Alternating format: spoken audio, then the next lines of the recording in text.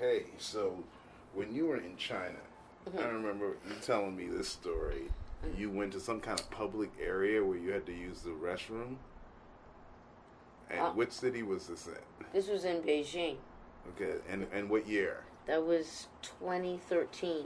Okay, so where were you when you used this bathroom? We were at the Great Wall of China.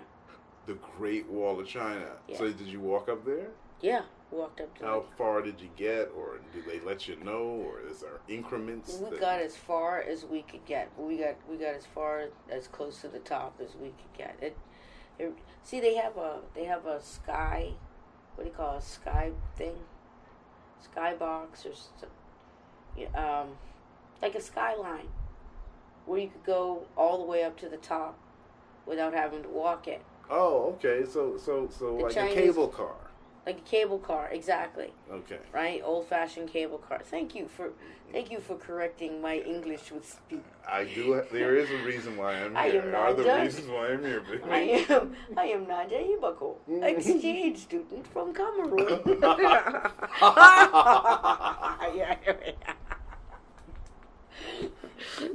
Yes, I want to thank you for correcting my English. So no, Just finding the transportation needed to describe your trek. That's right. That's all that is. Cable car. Cable car. Oh, it is McKellen 12 and THC and CBD. There you go. So yeah, right, yeah. Go ahead. So anyway, getting back to what we were talking about the. Yeah, some people could just zip line it to the top of the cable car. Right. We were traveling with the Chinese government, so as guests of the Chinese government, so we had to walk up. They took the bus. You were vice president of the Barber's China Friendship Association. Well, yeah. At the time I was the media, the media director, but I eventually became the vice president. See, Bahamians love titles. Oh, Jesus. They love titles, and they don't have no money behind the title. Oh, so, Lord. you see, any Bahamian, you come up to you and they tell you they's director, or they give you some kind of big, development of this and administrator of that, I assure you, you do not want their bill. And in a matter of fact, they will ask you for money in about 3.5 weeks. Yeah. But anyway, go back to you getting to use this bathroom. Right. So okay, we're back in Beijing, right? And as part of their tour, the Chinese government, they take us to Great Wall of China, right? And they take us in like a bus, big old tour bus. There's like 6 of us in this big old tour bus, right? Drive us up to the bottom of the wall, right? They're very hell bent on that whole experiencing your experience, ascension, exercising your experience. Yeah, to your ascension. Yeah, right. As you ascend. Talk about the air a bit. The air up there was very thin because it was up in a mountain. So your ascension kind of similar to here in so it's in Hollywood. It's thin. It's thin air. Thin, crisp. Yeah. It's crisp. Yeah, it's cloudy. It's crisp. Yeah. Was there sun? I don't think that particular day was cloudy. No. So you had a lot of sun. Yeah, and then I was like sweating a lot. I started bursting. Yeah, Tony Cabrin, my boss at the time, he went and he zoomed in right on my forehead, and you could see all the beads of sweat while I'm holding on to the rail, trying to climb up the stairs. I'm trying to ascend to the corona of the and that's corona without virus, without the virus, right? To the corona of the wall. To the corona of the wall. Yeah, one of the coronas. Interesting. So what was the bathroom like? So you got to go to the bathroom. Oh yeah. Okay, so okay, before. Was that before? Yeah. Doesn't matter when.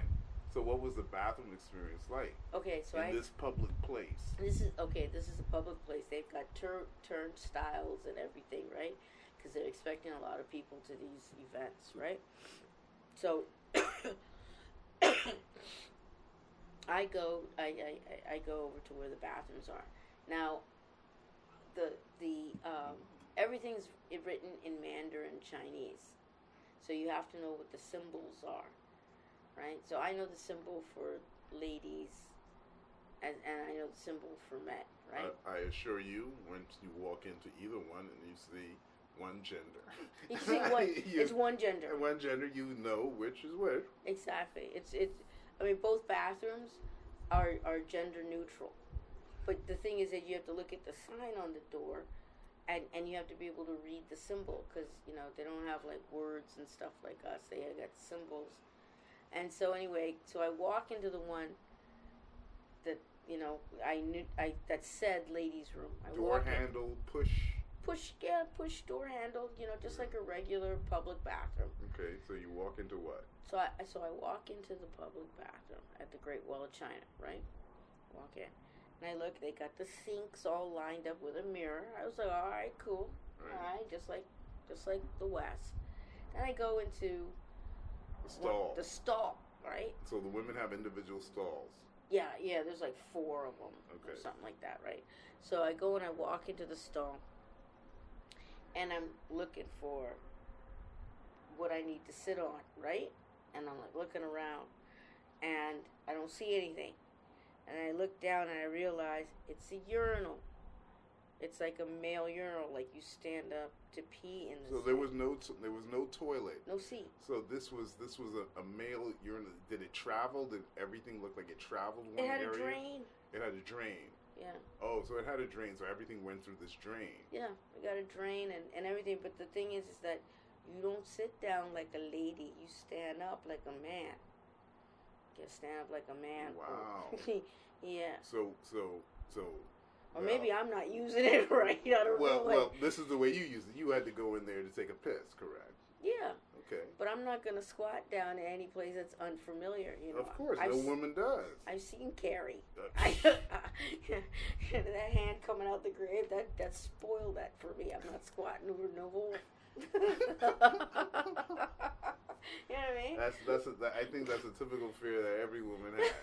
It's like a man should have that fear too, but apparently y'all are built different. I don't know what it is.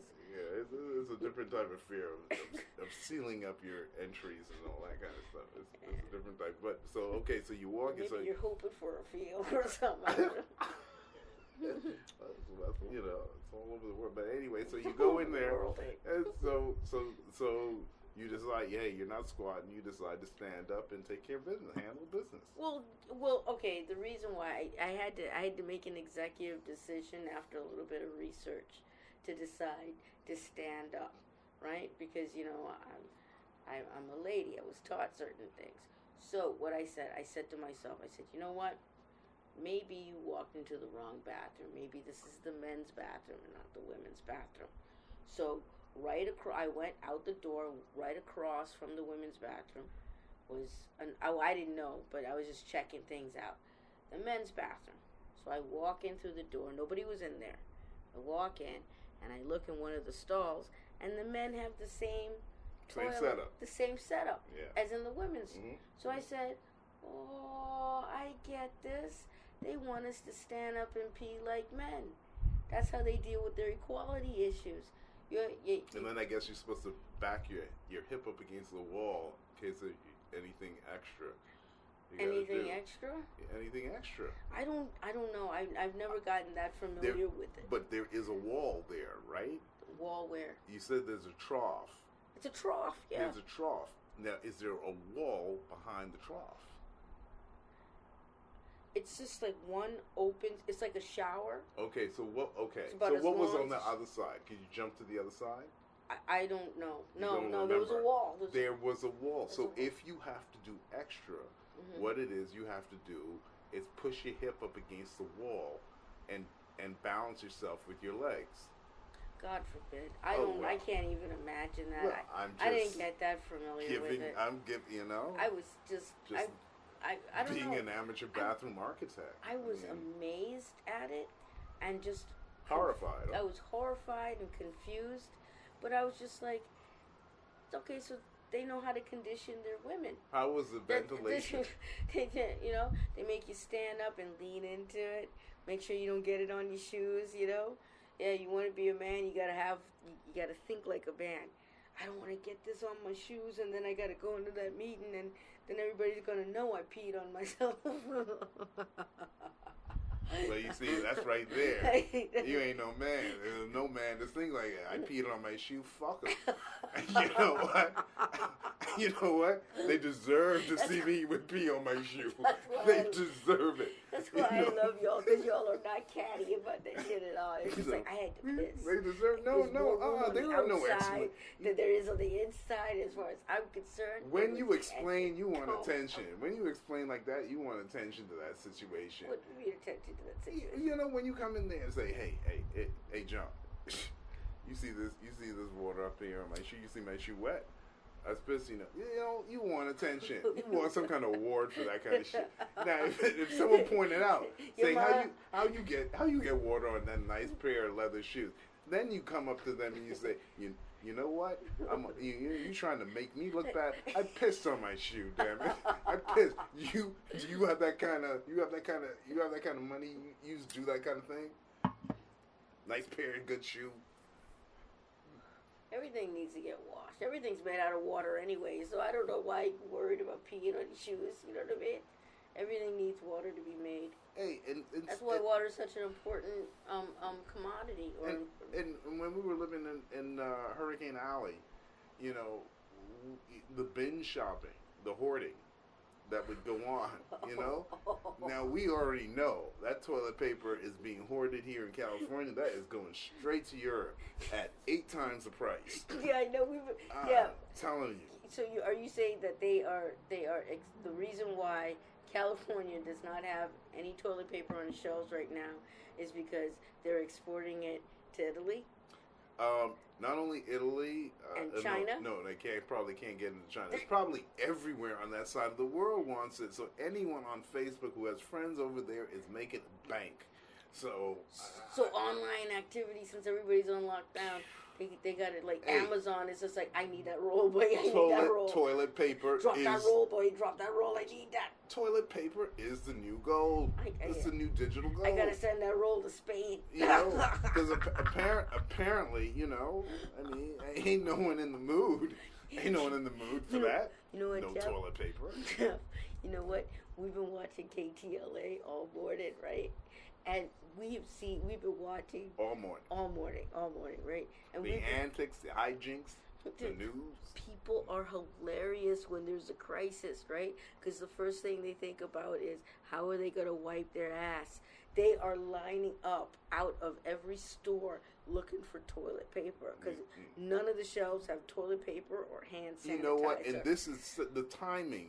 Timing is everything. Just when bags have been outlawed, what you would have done back in the old days, had you lost electricity in the islands, Hawaii can tell you about this. This human activity is taking place over a radius of anywhere from 10 to 20 miles from wherever you are.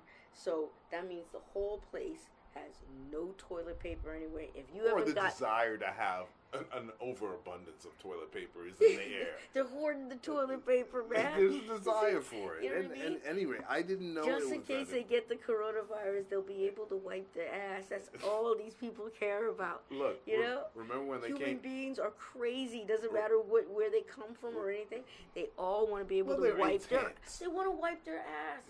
I always said nobody likes that shit stain that's right in the back of their fucking underwear. You know what I mean? That's a nasty shit stain. I always say that the whole world is very, we think about the ass a lot, exactly. more than now it's coming out. That's why Diagler has a business. This is the Ministry of Tourism in the Bahamas. Yeah, he owns a laundromat. Yeah, and he's franchised them. There's one on every corner. There's one, it's franchise them. Next to a chicken place at a liquor store. I tell you, I dare you.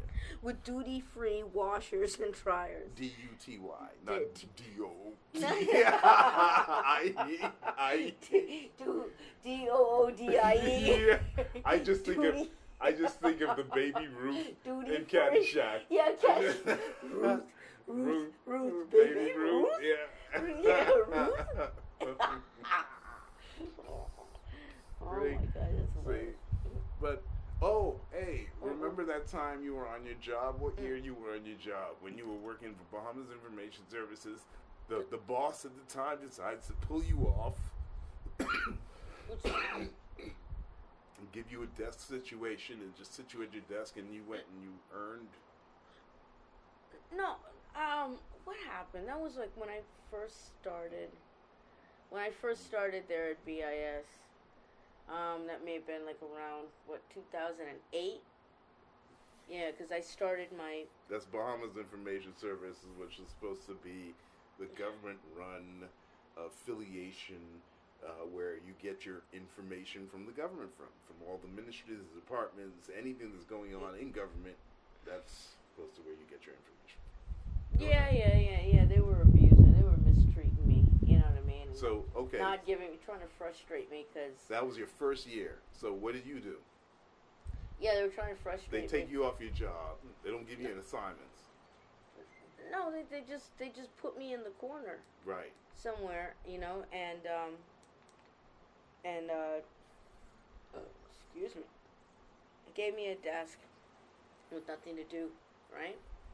That was for, I guess that was to frustrate me or whatever, get me to quit or gaslight, whatever. Yeah, it was gaslight me. They were straight up gaslighting me, right? And I knew it. And so I said, okay, well, since I've got a lot of this free time, I said, what I'm going to do is I'm going to take advantage of it. So that's when I decided to do my MBA, my master's degree in international business. So I would come into work every day, right? I did an online course, right? With AIU, American Intercontinental University. Yeah, I was there for my AA. Yeah, in Atlanta. We didn't meet each other then, but we both went through that school at one point. Yeah, it was a pretty okay school, accessible. I got my BFA there, and then I decided to do my master's.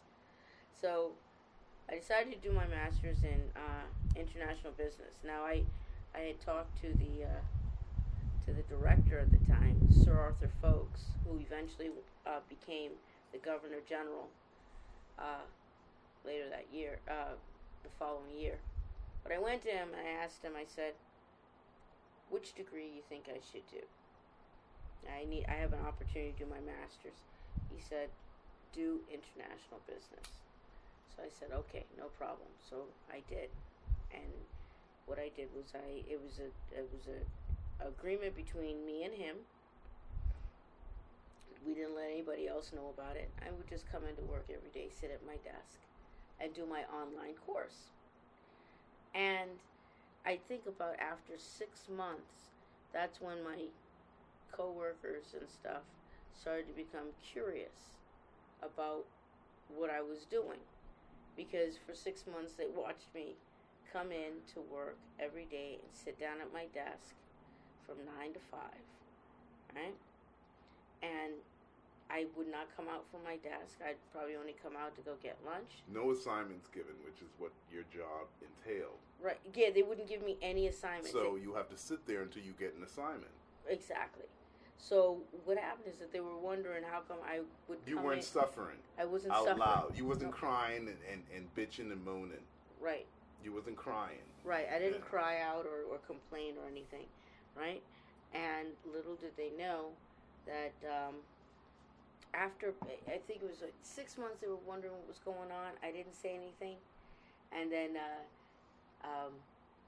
by 9 months into the program, that's when they were like, all right, something's not right because she hasn't said anything in 9 months. By then, I was already almost to the end of my master's program.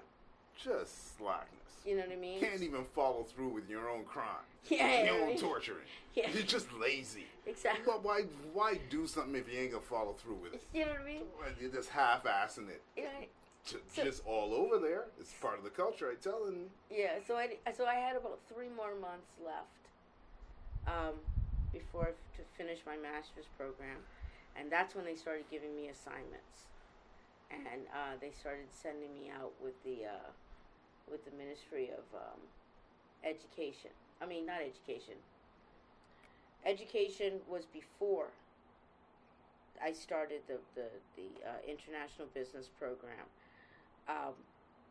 They started sending me to the Ministry of the Environment, and the minister at the time, Earl DeVoe, chose me. Said that he wanted me to be his officer. So I was like, okay, cool. You know.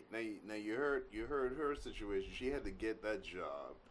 Started your father when he was still alive, got you into ZNS, and then of course that didn't work out, and then you ended up into BIS. You heard that.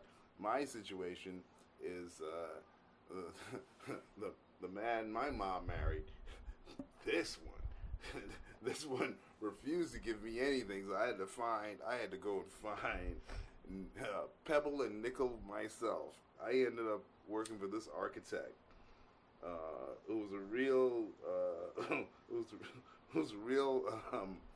I was gonna give you a Scarface name for it, but just it's $230 a week, and that is like bare minimum.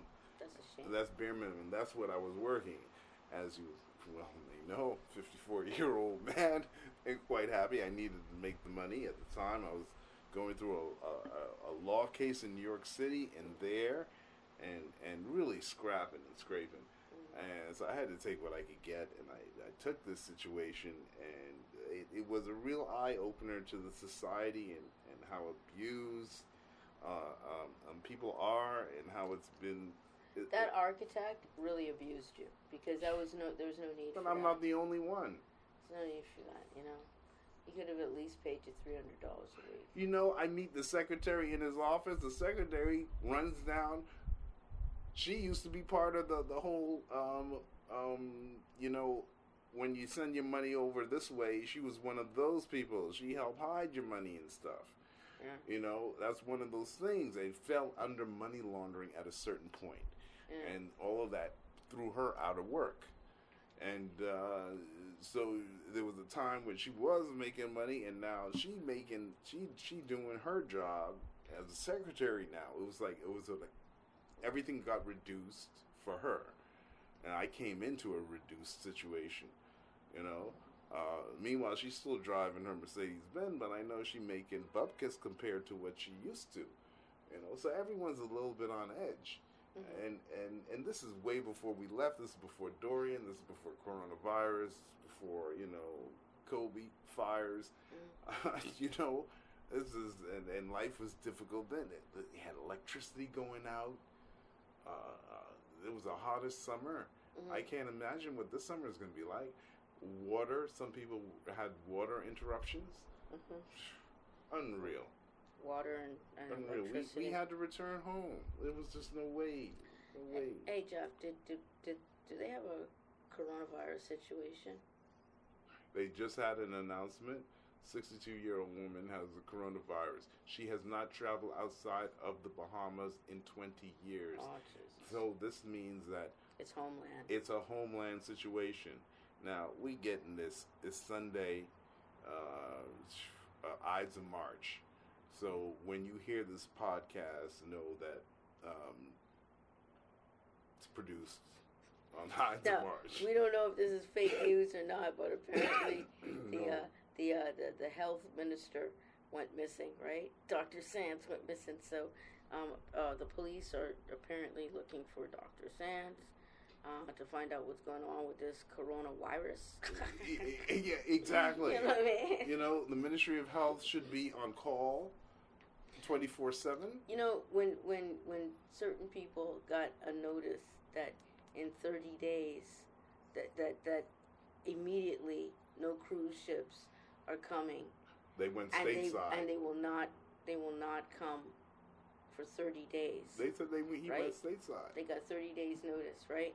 That there's no cruise ship coming into the Bahamas. Revenue coming in there, right? So then now they flipping out. Last summer, or was it last summer or was summer before last? Last summer. You sure? It was last summer? Hot summer? No, summer before last was when they announced the raising of the VAT from 7.5% to 12%. They gave a month. They gave everybody 30 days notice to get ready for the VAT. And now they see how uncomfortable it is. Now they've been given 30 days notice to prepare for a coronavirus. No, they see, you've taken out the one thing. They have no notice. They're in the 30 days now. They're in that's the notice. And no cruise ship revenue coming in. Yeah. So, see, the whole idea is that what we're saying is that you should have been dealing with the youth from that time. From the 90s, investing in the youth in different aspects, agriculture. Or like my dad used to say, make hay while the sun shines. Make hay while the sun shines. It's only a lazy man who thinks that money, just because you get rich, don't mean that that's the time to relax. Just because somebody writes you a $50 million check, you in the straight. What if you got to give that $50 million check back? What if you have a natural disaster, or 2, or 3? You know what I'm saying? Yeah. You're supposed to. You got to be ahead. You got to be ahead of the game. You got to be ahead of the game. This is not yesterday's leader. Yeah. You're not gonna laissez-faire into abundance. Yeah. This is serious work. It's 21st century. It's worth it, and it's all available. The internet has made it available. Yeah, man. Connected. So, anyway, that's I guess everybody's gonna work it out, and we figure that they are gonna work it out. But it is becoming, human behavior is really funny to watch at this time. We've all been through this before, sicknesses and hurricanes and stuff, tornadoes. But you don't have to freak out and buy all of the toilet paper and hand sanitizer. It doesn't call for all of that. It really, it's not that bad. Now, if you're part of that blackmail situation, sending that stuff to Europe and stuff, you overcharging them 8-9 times. I know it's coming from you. Your special toilet paper. You're getting your money back because the EU was overcharging people for services and goods all for a long time. Yeah. And thus we have Brexit. So. There we go. It's a lot of things intertwined with one another. But until next time, this is Geoff. And I'm Gena. Take care. Take care. Enjoy.